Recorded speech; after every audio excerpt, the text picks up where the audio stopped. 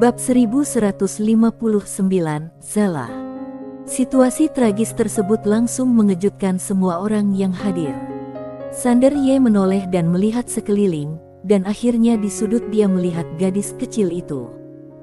Gadis kecil itu sedang memegang semangkuk nasi dan makan perlahan. Matanya selalu tertuju pada pria yang terluka itu, tapi dia sangat tenang. Setelah ada nyawa yang hilang, Akademi Kuil Dewa tentu saja harus menjaga situasi tersebut. Tak lama kemudian, dua penjaga Akademi Kuil Dewa datang ke kantin tersebut. Tidak ada investigasi, karena bagi Akademi, kehidupan murid tukang berada pada level rendah dan tidak layak untuk diselidiki. Saat ini, gadis kecil yang sedang makan tiba-tiba menoleh dan melihat sekeliling. Gadis kecil itu memandang Sander Ye dan berkedip dengan sangat polos. Sander Ye mengangkat pakaian dia dan terlihat bekas luka di perutnya. Melihat bekas luka ini, gadis kecil itu sedikit terkejut, lalu dia melirik ke arah Sander Ye. Sander Ye memandang gadis kecil itu, kebetulan sekali. Gadis kecil itu menundukkan kepalanya sambil makan, "Aku tidak mengenalmu." Sander Ye berkata dengan tenang, "Apakah kamu tidak mengenal aku?" Gadis kecil itu bangkit dan pergi. Sander Ye menatap gadis kecil itu dan mengerutkan kening. Akhirnya Sander Ye bertanya, dan dia mengetahui bahwa gadis kecil ini baru saja masuk Akademi Kuil Dewa, namanya Zala, dan dia bertanggung jawab membersihkan asrama siswa. Zalal. Sander Ye sedikit terkejut dengan nama ini, nama itu aneh. Setelah Sander Ye kembali ke perpustakaan, dia melihat Zala lagi. Saat ini, dia sedang memegang buku dan membacanya. Saat dia melihat Sander Ye, dia sedikit terkejut, lalu menundukkan kepalanya dan melanjutkan membaca. Saat ini, Sander Ye menghampiri Zala, dan Zala menatapnya. Matanya sangat jernih dan bersih, dia tampak seperti gadis kecil yang lugu. Sander Ye melirik buku di tangan Zala, lalu berkata, "Apakah kamu mengerti?" Zala menatapnya tanpa berbicara. Sander Ye berkata, "Aku bisa membaca, apakah kamu ingin aku mengajari kamu?" Zala tiba-tiba menyeringai, "Oke." Sander Ye melirik tangan kiri Zala di belakang pinggangnya, "Tempat ini bukan kantin, kamu yakin ingin mengambil tindakan?" Zala mengerjap, "Apa katamu?" "Aku tidak mengerti." Sander Ye tidak berdebat dengannya tentang hal ini. Dia mengambil buku itu dan berkata, "Kemarilah, aku akan mengajarimu cara membaca." Zala menyipitkan matanya dan tersenyum, "Terima kasih." Dengan cara ini, Sander Ye mengajar dengan serius, dan Zala juga membaca dengan cermat, tetapi tangan kirinya selalu diletakkan di belakang pinggangnya. Dengan begini, sekitar 2 jam kemudian, saat hari mulai gelap, Zala bangkit dan pergi. Melihat Zala pergi, Sander Ye berkata dengan lembut, "Dalam 2 jam terakhir, dia memiliki niat membunuh terhadap aku sebanyak 29 kali. Karena garis keturunan, dia sangat sensitif terhadap niat membunuh, sehingga setiap kali pihak lain menunjukkan niat membunuh, dia bisa merasakannya dengan jelas." Pagoda kecil berkata, "Gadis kecil ini adalah orang yang kejam." Sander Ye mengangguk. Dia sudah melihat begitu banyak orang, tetapi dia belum pernah melihat orang yang begitu kejaran, begitu tenang dan kejam di usia yang begitu muda. Memikirkan situasi tragis pria yang terluka itu, dia merasa agak sulit dipercaya.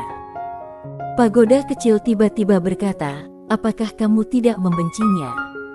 Sander Ye menggelengkan kepalanya sedikit, "Aku tidak dapat menggunakan standar moral dan perilaku aku untuk mengukur orang-orang di dunia ini, karena pengalaman mereka berbeda dengan pengalaman aku. Bagi orang-orang di dunia ini, kelangsungan hidup adalah hal yang paling penting. Di tempat seperti ini, kalau ingin bertahan hidup, kamu harus kejam, karena kalau kamu tidak kejam, kamu tidak akan bertahan. Di masa sulit, orang sok suci adalah orang pertama yang mati." Pagoda kecil berkata, "Lalu apa yang akan kamu lakukan?" Sander Ye berkata dengan lembut, "Coba dekati dulu dan lihat." Pagoda kecil berkata, Saat ini, Litarlong datang. Dia masih mengenakan jubah putih bersih dan terlihat heroik. Melihat Sander Ye, dia tersenyum tipis, "Guru, aku sudah mempelajari seni pengendalian pedang." Sander Ye mengangguk, "Mulai sekarang, panggil saja aku Sander Ye di tempat ramai." Litarlong tersenyum nakal, "Guru ingin tetap bersikap rendah hati, aku mengerti." Sander Ye tersenyum, lalu berkata, "Ada banyak jenis keterampilan mengendalikan pedang. Yang kamu kuasai sekarang hanyalah keterampilan mengendalikan pedang sederhana, dan ada juga jenis keterampilan terbang dengan pedang. Apakah kamu ingin mempelajarinya?" Mata Litarlong tiba-tiba berbinar, "Terbang dengan pedang." Sander Ye mengangguk, "Ya." Litarlong mengangguk cepat, "Aku ingin belajar, aku ingin belajar." Sander Ye tersenyum dan berkata, "Oke, aku akan mengajarimu."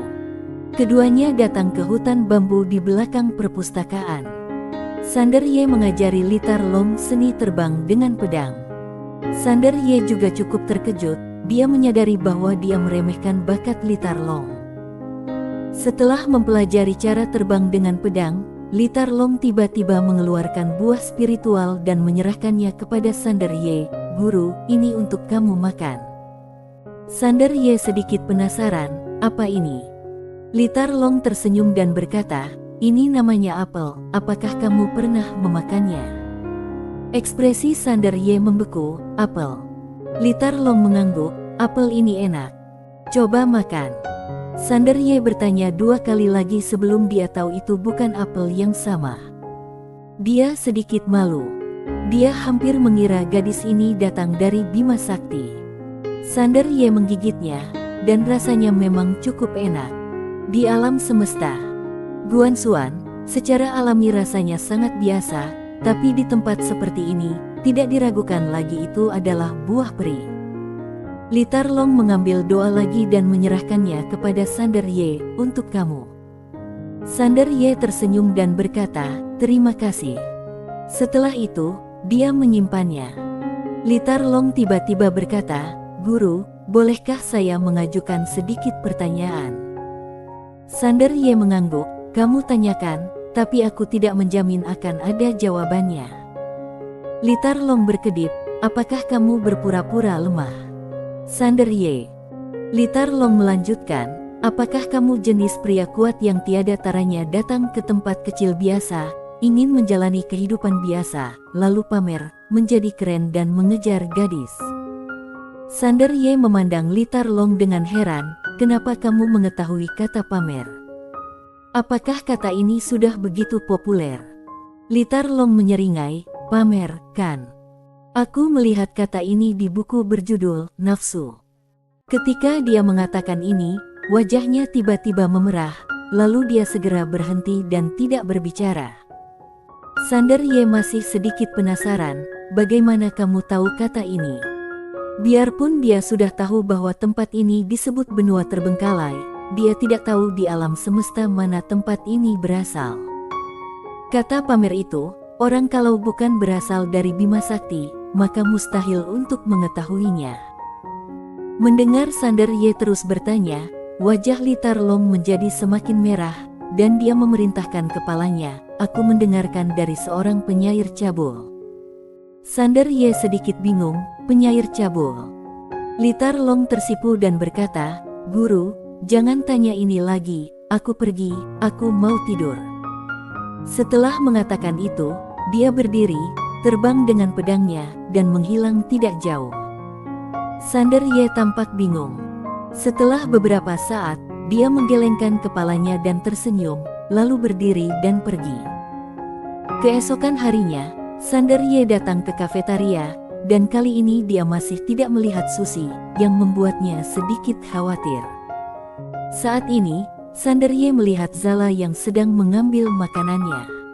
Begitu dia selesai makan, seorang pria berdiri di depannya karena dia kurus dan terlihat sangat mudah ditindas. Pria itu tinggi, sekitar 1,9 meter. Berdiri di depannya, Zala terlihat sangat kecil. Pria itu menyeringai dan berkata, kamu masih sangat muda dan tidak bisa makan sebanyak itu. Paman akan membantumu." Usai berkata begitu, dia langsung mengambil bakpao yang ada di piring Zala. Zala mengangguk cepat, "Baiklah, aku akan memberikan semuanya padamu." Setelah mengatakan itu, dia menjatuhkan piringnya dan lari. Pria itu tiba-tiba tertawa. Sander Ye mengerutkan kening. Dia berjalan langsung ke arah pria itu. Saat dia melihat Sander Ye, jejak ketakutan tiba-tiba muncul di mata pria itu. Sander Ye memandang pria itu, "Kembalikan bakpao itu padanya sekarang dan minta maaf." Ketika pria itu mendengar ini, dia tiba-tiba menjadi marah. "Apakah kamu akan ikut campur dalam urusan orang lain?" Sander Ye mengangkat tangannya dan menamparnya. Blok. Saat tamparan yang jelas terdengar, pria itu tertegun. Sander Ye menggelengkan kepalanya. "Apa menurutmu aku memukulmu? Aku melakukannya demi kebaikanmu." Saat dia berbicara, dia menamparnya lagi. Blok. Pria itu langsung terlempar ke tanah olehnya. Semua orang tercengang. Tak jauh dari situ, Kak Pisau yang pernah berkonflik dengan Sander Ye sebelumnya menggigil saat melihat adegan ini. Sangat keterlaluan. Pukul orang lain dan katakan itu demi kebaikan mereka sendiri.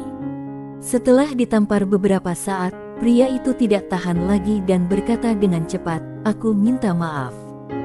Saat itulah Sander Ye berhenti. Pria itu buru-buru keluar dan merangkak keluar. Setelah meninggalkan pintu, dia tidak memilih untuk meminta maaf, malah mengumpat beberapa kali dan melarikan diri. Keesokan harinya, ada mayat terbaring di pintu kafetaria. Itu adalah mayat pria jangkung. Sangat ditelan, seluruh anggota tubuhnya dipotong, bakpao dimasukkan ke dalam mulut, matanya dicungkil, dan lidahnya dipotong. Melihat pemandangan tragis ini, semua murid tukang di depan kantin ketakutan. Zala sedang duduk di depan pintu sambil memegang piring dan makan sambil sesekali melirik pria yang masih merintih itu. Ketika Sander Ye datang ke kafetaria dan melihat kondisi menyedihkan pria itu, alisnya tiba-tiba berkerut. Kemudian dia menoleh untuk melihat Zala tidak jauh dari situ. Pagoda kecil tiba-tiba berkata, "Gadis kecil ini kejam sekali." Sander Ye menghela nafas dengan suara rendah. Dia menatap pria yang menyedihkan itu dan berkata, "Itu salahmu sendiri." Setelah mengatakan itu, dia berbalik dan pergi. Tidak seperti sebelumnya, karena ada orang lain yang meninggal lagi, Akademi Kuil Dewa mulai lebih memperhatikannya. Setelah diinterogasi di kafetaria, mereka menemukan bahwa tidak ada informasi yang dapat dipercaya, sehingga orang-orang dari akademi pergi lagi. Tetapi murid-murid tukang ini mulai merasa minder. Sander Ye melirik Zala yang sedang duduk di depan pintu sambil makan, lalu berbalik dan berjalan ke kafetaria. Dia tidak melihat Susi selama 2 hari terakhir, tapi jadi memutuskan untuk pergi lihat. Sesampainya di depan gerbang halaman luar, dia melihat orang yang dikenalnya, itu adalah Suto. Suto mengenakan pakaian dan celana yang sangat lusuh, penuh tambalan dan sangat tidak pas, yang membuatnya terlihat cukup lucu. Saat ini, banyak siswa dari halaman luar berkumpul di pintu masuk halaman luar, termasuk Susi. Para siswa dari halaman luar menunjuk ke arah Suto dan Susi. Ketika Sander Ye mendengar perkataan salah satu wanita gemuk, wajahnya langsung menjadi gelap. "Inikah pengungsi?" Katanya para pengungsi di tempat pengungsian harus mengambil makanan dari tempat pembuangan sampah untuk makan setiap hari. "Susi, benarkah? Kalau benar, apakah kamu juga sudah makan makanan dari tempat pembuangan sampah?" Haha. Susi berdiri di tengah kerumunan, wajahnya memerah. Tiba-tiba dia menatap Suto dan berkata dengan marah, "Bukankah aku sudah memberitahumu? Jangan datang. Kalau terjadi sesuatu, aku sendiri yang akan pulang. Kenapa kamu datang?" Suto berdiri di gerbang sekolah dengan tatapan kosong, sedikit bingung. Bersambung.